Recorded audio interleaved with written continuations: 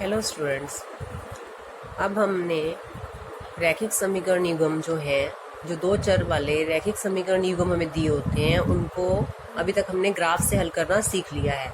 लेकिन हर क्वेश्चन को ग्राफ से हल नहीं किया जा सकता, तो अब इन रैखिक समीकरण युग्म को हमने पहले पढ़ा था कि हमारे पास 3 विधियों से हम इसको हल कर सकते हैं, जिसमें से एक है प्रतिस्थापन विधि, विलोपन विधि, वज्रगुणन विधि। तीनों के नाम आपको याद होंगे। हमने 3.1 करने से पहले ये किया था कि हमारे पास 3 विधियां हैं रैखिक समीकरण युग्म को हल करने की। तो आज हम 3.3 स्टार्ट कर रहे हैं अपनी, जिसमें हमने पहली विधि करनी है प्रतिस्थापन विधि। तो हम देखेंगे कि रैखिक समीकरण युग्म को हम प्रतिस्थापन विधि से कैसे हल करते हैं।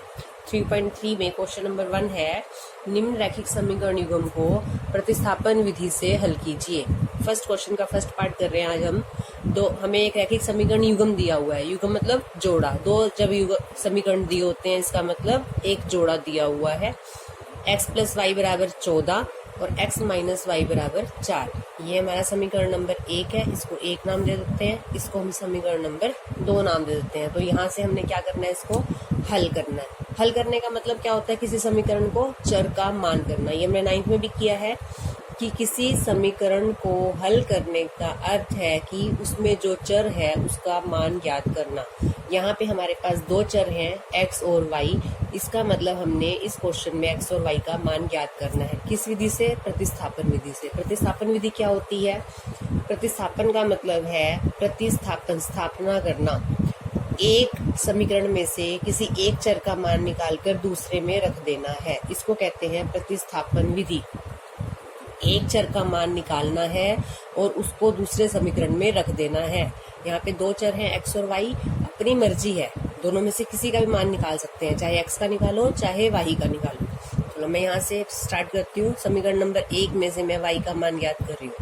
y का मान का मतलब है कि y को इधर रखना है, x को उधर ले जाना है। तो ये हो गया 14 - x। ये मेरा y का मान निकल गया।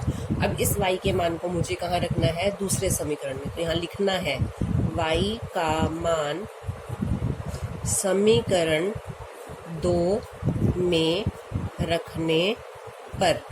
समीकरण 2 में रख रहे हैं तो समीकरण 2 को उतारेंगे। पहले समीकरण नंबर 2 क्या है हमारा? x - y = 4। ये हमारा समीकरण नंबर 2 है। अब मुझे y का मान, ये y यहाँ पे दिख रहा है हमें। अब y नहीं होना चाहिए, बस y की जगह मुझे रखना है 14 - x। तो x माइनस ऐसे का ऐसे ही, y की जगह मुझे क्या रखना है? 14 - x। जहाँ y था उसको हटा के 14 - x = 4। ब्रैकेट खोलेंगे, ब्रैकेट के बाद माइनस है तो ये क्या हो जाएगा? -14 के साथ लग गया, -x के साथ भी लगेगा, लेकिन x का एक और माइनस है तो माइनस x का प्लस हो जाएगा = 4। अब देखेंगे x ये प्लस का है, ये प्लस का है, तो ये क्या हो गए? 2x - 14 = 4। ये हमें पता है कि 2x और 14 घट नहीं सकते क्योंकि ये x की रकम है, ये बिना चर की रकम है। तो 14 को हम उधर ले जाएंगे। 2x = 4 + 14। 2x = 14 और 4 कितने हो गए? 18। x = 18/2। 2 बटे में क्यों आया? क्योंकि इधर गुना में। काट लेंगे, 2 निम में 18। x का मान क्या आ गया? 9।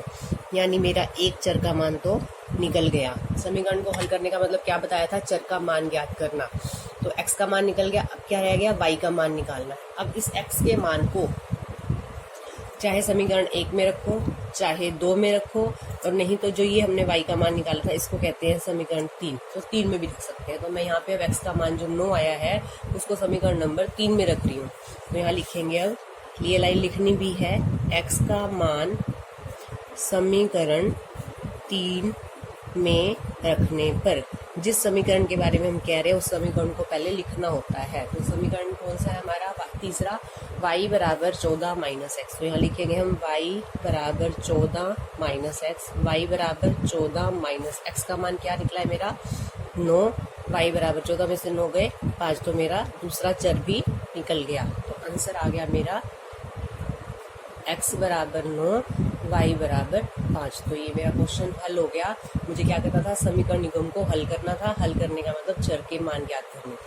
तो इस क्वेश्चन को करना है आपने। मैं 2 क्वेश्चन की आपको स्टेटमेंट देती हूँ जो आपको आज करके देखने हैं, वो आप खुद से ट्राई करो।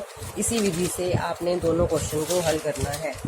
लिख लेंगे नंबर 1, क्वेश्चन नंबर 1।